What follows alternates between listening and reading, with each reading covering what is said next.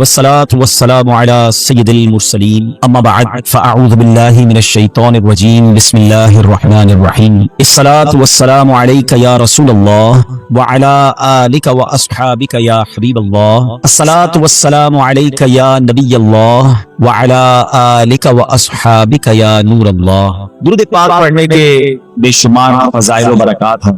درود پاک کب کب کہاں کہاں اور کیسے کیسے کام آتا ہے، سبحان اللہ۔ ایک ایسا وظیفہ ہے کہ جس کی جتنی فضیلت بیان کرے کم ہے، یعنی کون سی پرابلم ہے، کون سی مشکل ہے جس کا حل درود پاک میں نہیں ہے۔ اگر یہ کہے کہ ہر مصیبت کے تالے کی چابی درود پاک ہے تو یہ شاید غلط نہیں ہوگا۔ یقیناً بہت سارے لوگ یہاں بیٹھے ہیں، مہنگائی کا دور ہے، بعض اوقات قرضے کی ضرورت پڑ جاتی ہے۔ ایسا ہی ایک ماجرا تھا آج سے چند 100 سال پہلے۔ ایک دوست نے دوسرے دوست سے قرض لیا۔ جو میں واقعہ بیان کرنے جا رہا ہوں یہ درود پاک کی بڑی مشہور و معروف کتابوں میں بھی لکھا، مفتی امین صاحب رحمۃ اللہ تعالی نے اپنی کتاب آب کوثر میں بھی اس واقعے کو نقل فرمایا۔ ایک دوست نے اپنے دوسرے دوست سے 3000 دینار کا قرض لیا۔ 3000 دینار ایک اچھی رقم ہوتی ہے، یعنی سونے کی اشرفیاں۔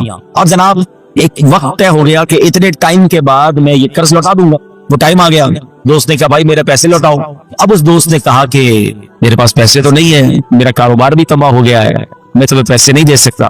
پہلے تو اس نے کافی کوشش کی، اس کو فالو اپ کیا، اس کو بار بار یاد دلایا۔ جب پیسے نہیں ملے تو اب اس دوست نے کیا کیا کہ عدالت میں چلا گیا۔ جج صاحب کو کہا کہ یہ میرا دوست ہے، مجھے پیسے لیے، پیسے نہیں دیتا۔ جج صاحب نے اس کو بلا لیا اور پوچھا کہ بھائی تم نے پیسے دینے ہیں؟ کہاں پیسے تو دینے ہیں۔ پھر دیتے کیوں نہیں ہو؟ پیسے ہے ہی نہیں، کہاں سے؟ سارا کاروبار تباہ ہو گیا، پیسے خرچ ہو گئے۔ جج صاحب نے کہا تمہارے پاس 30 دن ہے، 30 دن میں اس کو پیسے لوٹا دو، اور اگر نہیں لوٹا سکے تو پھر میں تمہیں جیل میں ڈال دوں گا۔ اب پیسے تو تھے نہیں، کاروبار کولیپس ہو گیا تھا۔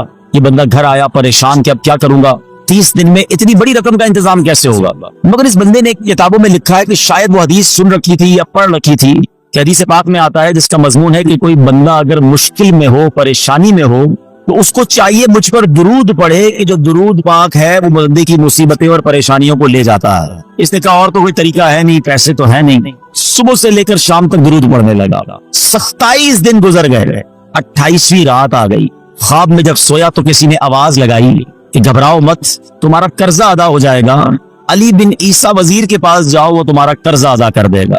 صبح اٹھا، سوچنے لگا پتہ نہیں کس کی آواز تھی، کوئی اشارہ تو ملا ہے مگر ایسے کیسے میں وزیر کے پاس چلا جاؤں۔ اگلا دن گزرا، پھر رات آئی۔ اب جو رات آئی تو نبی پاک علیہ السلام خواب میں تشریف لے آیا۔ نبی پاک علیہ السلام نے فرمایا گھبراؤ نہیں، علی بن عیسیٰ وزیر کے پاس جاؤ، وہ تمہیں تمہارا قرض ادا کر دے گا۔ صبح اٹھا تو بہت خوش، آقا نے زیارت کروائی، نبی پاک نے راستہ بھی بتا دیا۔ اب دن کون سا آ چکا ہے؟ 29واں دن آ گیا ہے، آخری دن ہے۔ اگلے دن کورٹ میں جانا ہے۔ اچانک خیال آیا میں وزیر کے پاس جاؤں گا، اور وزیر نے کہا میں کیسے مانوں تمہیں نبی پاک نے بھیجا ہے؟ کوئی ایویڈنس، کوئی نشانی، کوئی بھی آگے کہہ سکتا ہے مجھے نبی پاک علیہ السلام نے بھیجا ہے۔ اب اسی تذبذب میں، اسی ہیزیٹیشن میں یہ والا دن بھی گزر گیا، مگر درود پڑھتا رہا۔ رات پھر ہوئی تو نبی پاک علیہ السلام پھر خواب میں تشریف لا۔ نبی پاک نے فرمایا علی بن عیسیٰ وزیر کے پاس جاؤ، تمہارا قرضہ ادا کرے گا۔ کہ حضور کیسے جاؤں گا، اور اگر مجھے کوئی نشانی مانگی تو میں کیا نشانی بتاؤں گا؟ پیارے آقا علیہ السلام نے فرمایا اسے جا کر کہنا کہ تم 5000 بار روزانہ صبح فجر کی نماز کے بعد درود پاک پڑھتے ہو، یہ راز صرف تمہیں پتا ہے، تمہارے رب کو پتا ہے، اور کسی کو نہیں پتا۔ اور جب تک گنتی پوری نہیں ہوتی تم کسی سے بات بھی نہیں کرتے۔ بس اب صبح اٹھا تو دیوانہ جھوم رہا ہے، سیدھا پہنچ گیا وزیر کے پاس۔ یہی وہ دن ہے جس دن عدالت میں بھی جانا ہے، مگر صبح صبح پہنچ گیا وزیر کے پاس۔ وزیر اپنے درباریوں کے ساتھ، اپنے دوستوں کے ساتھ بیٹھا تھا۔ کا پیغام دیجئے وزیر صاحب سے کہ مجھے آپ سے ملاقات کرنی ہے، بڑا امپورٹنٹ، بڑا اہم پیغام لایا ہوں۔ وزیر صاحب نے جب یہ سنا تو پوچھو کس کا پیغام لایا؟ باہر سے جواب دیا کہ میں نبی پاک علیہ السلام کا پیغام لایا ہے۔ اب وزیر تھا تو عاشق رسول، فوراً اندر بلایا تو فرمائیے کیا پیغام ہے؟ کہ نبی پاک علیہ السلام نے تمہارے پاس بھیجا ہے، اور 3000 دینار مجھ پر قرضہ ہے، آپ میرا قرضہ ادا کر دیں۔ تو وزیر صاحب نے کہا بات تو بڑی زبردست ہے، لیکن اگر کوئی نشانی ہو میں کیسے مان لوں کہ آپ کو پیارے آقا علیہ السلام نے بھیجا ہے؟ کہا خالی ہاتھ نہیں بھیجا، آقا نے نشانی بھی بتائی ہے۔ کہا بتائیے نشانی کیا ہے؟ کہا نشانی یہ ہے کہ آپ روزانہ صبح فجر کی نماز کے بعد 5000 بار درود پاک پڑھتے ہیں، اور یہ راز صرف آپ کو معلوم ہے، آپ کے رب کو معلوم ہے۔ وزیر تو جھوم اٹھانا، اس کے تو درود پاک مقبول ہو گئے۔ کہتا مرحبا یا رسول اللہ، اپنے کمرے میں گیا، واپس آیا، 3000 دینار نہیں، وہ 9000 دینار لے کر آیا۔ کہتے پہلے 3000 تو نبی پاک کا حکم، آقا کا حکم سر آنکھوں پر، لبیک یا رسول اللہ، یہ لیجئے۔ دوسرے 3000 آپ نے میرے گھر تک قدم رنجا فرمایا، اتنی پیاری خوشخبری سنائی، یہ اس کا تحفہ ہے۔ تیسرے 3000 لیجئے कि आप अपने बच्चों के लिए इससे कोई कारोबार वगैरह शुरू करें और एक वादा भी करके जाएं।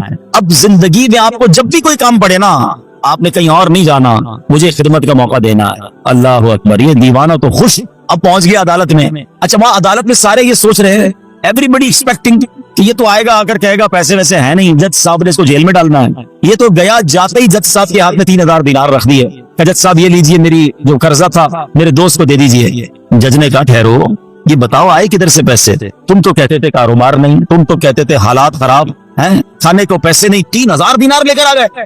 अब उस दीवाने ने भरे कोर्ट में, भरी अदालत में गोया ज़बाने हाल से ये कहना शुरू कर दिया कि इतना दिया सरकार ने मुझको, इतनी मेरी औकात नहीं, ये तो करम है उनका, वरना मुझ में तो ऐसी बात नहीं। उसने पूरा वाकया ही सुना दिया अदालत में। अच्छा, उस जमाने के जज भी कैसे होते थे? सुनो, वो जज साहब अपने सीट से उठे, अपने चैम्बर में, अपने कमरे में चले गए, अदालत लगी हुई है, थोड़ी देर बाद आते हैं और 3000 दिनार जो है उस बंदे के हाथ में देकर कहते हैं, क्या सारा सवाब अली बिन ईसा ले जाएगा?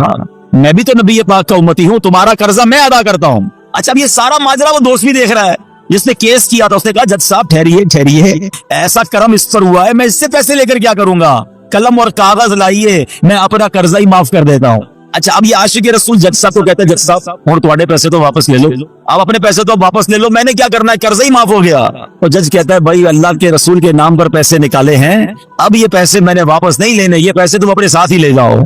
अब ये दीवाना जो एक रात पहले 1 रुपया नहीं है, सुबह उसको इस बात का खौफ है कि मुझे गिरफ्तारी देनी है, अब 12,000 दिनार लेकर अपने घर को वापस जा रहा है। तो ये दुरूद पाक है, ये नबी पाक की तरफ लौ लगाना, बस नजर पड़ने की देर है, तवज्जो होने की देर है। वो शायर कहते हैं ना, याद रखो अगर उठ गई एक नजर, वो नजर चाहिए, याद रखो अगर उठ गई एक नजर, जितने खाली हैं सब जाम भर जाएंगे। हमें वो नजर दरकार है, और वो नजर कैसे होगी कि उनकी बारगाह में दुरूद पाक का नजराना हो, उनकी सुन्नतों पर अमल करने वाली जिंदगी हो, नबी पाक की रिजा वाले काम हो। फिर देखिए आका जब निगाह इनायत फरमाते हैं, बहुत सारे लोग मिलते हैं, पर्चियां देते हैं, बीमारी है, कर्जा है, परेशानी है, जनाब घर पे बड़े मसाइल हैं, जिस काम में हाथ डालता हूँ वो काम बर्बाद हो जाता है। सुनो बरेली के ताजदार, सब बातों का सॉल्यूशन क्या दे रहे हैं, हल क्या बता रहे हैं?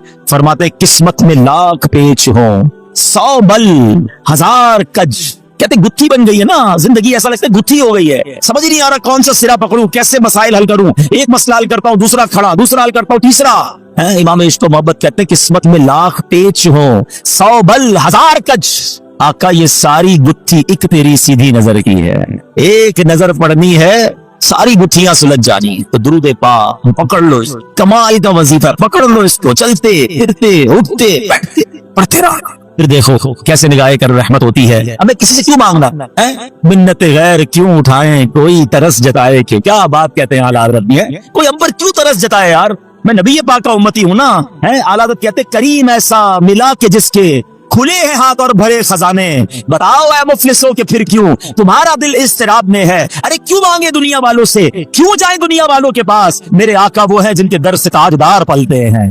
उस गली का गदा हूं मैं जिसमें मांगते ताजदार फिरते हैं, क्यों जहां के ताजदारों हाथ में देखी वो शय जो आज झोलियों में गदाया ने दर की है। अरे आका का दर जब मौजूद है तो दुनिया वालों से क्यों मांगना है, हमने अल्लाह से मांगना है, अल्लाह के हबीब अलैहिस्सलाम की बारगाह में इल्तिजा करनी है, और वो भी इसलिए करनी है कि अल्लाह ने ये दर दिखाया है, वही रब है जिसने तुझको हम तक करम बनाया, हमें भीख मांगने को तेरा आस्था बताया, तुझे हम्द है खुदाया। तो हमें दुनिया वालों से जिंदगी भर एक उसूल बना लो अपना, खुददारी होनी चाहिए ना, खुददार को गैब से अता किया जाता है। अल्लाह से ये दुआ मांगो, या अल्लाह मुझे बांटने वाला बनाना, मुझे देने वाला बनाना, कभी मांगने वाला ना बनाना। फिर देखो तुम्हारी इज्जत भी बढ़ती है, तुम्हारी रोजी में भी बरकत हो जाएगी। तो बहरहाल अल्लाह हमें कभी किसी का मोहताज ना बनाए, गैब के खजानों से अता फरमाए। दुरूद पाक पढ़ते रहिए, झोलियां भरी जाती रहेंगी। एक बार फिर मोहब्बत के साथ बावाज़े बुलंद दुरूद पाक पढ़ ले, सल्लु अलल हबीब मुहम्मद सल्लल्लाहु अलैहि वसल्लम। आज माशाअल्लाह दुरूद पाक पर काफी जबरदस्त कलाम हुआ। एक और शानदार वजीफा, अल्लाह अकबर, बल्कि शायद मैं ये कहूं तो गलत नहीं होगा कि अफजल तरीन वजीफा। जी हाँ, आज उस पर बात करेंगे और वो कितना अहम है हमारी जिंदगी में, हमारे ईमान के लिए, वो भी इंशाअल्लाह पता चल जाएगा। साहबी रसूल हजरत शद्दाद बिन औस रज़ी अल्लाह तआला फरमाते हैं कि हम सहाबाए किराम अलैहिम रिदवान, अल्लाह पाक के आखिरी नबी रसूल हाशमी सल्लल्लाहु तआला अलैहि वसल्लम की खिदमत में हाजिर थे। आप अलैहिस्सलाम ने हमसे पूछा, हल फीकुम गरीबुन, क्या कोई तुम में अजनबी तो नहीं बैठा? सहाबा किराम ने कहा, नहीं हुजूर, हम सारे मुसलमान ही हैं और कोई गैर नहीं है। तो नबी पाक अलैहिस्सलाम ने फरमाया, ऐसा करो, दरवाजे बंद कर दो। साहबा ने दरवाजे बंद कर दिए। अब आप अलैहिस्सलाम ने फरमाया, इरफअू अयदियकुम वक़ूलू ला इलाहा इल्लल्लाह, हाथ ऊपर उठा लो और ला इलाहा इल्लल्लाह पढ़ना शुरू कर दो। हज़रत शद्दाद बिन औस कहते हैं, हम सबने हाथ ऊपर उठाए और कलमा पाक पढ़ना शुरू कर दिया। कुछ देर इसी तरह हम जिक्र करते रहे, नबी पाक जिक्र करवाते रहे और उसके बाद मालिक जन्नत कासिम नेमत सल्लल्लाहु तआला अलैहि वसल्लम ने खुशखबरी सुनाते हुए फरमाया, अबशिरू फइन्नल्लाह कद गफर लकुम, तुम्हें बशारत हो कि बेशक अल्लाह पाक ने तुम्हें बख्श दिया है। मजीद आप अलैहिस्सलाम ने ये भी फरमाया कि अल्हम्दुलिल्लाह, ए अल्लाह पाक, तूने मुझे ये पाकीज़ा कलमा देकर भेजा, इसे पढ़ने का हुक्म दिया और उस पर जन्नत का वादा भी फरमाया, बेशक तू अपने वादे के खिलाफ नहीं करता।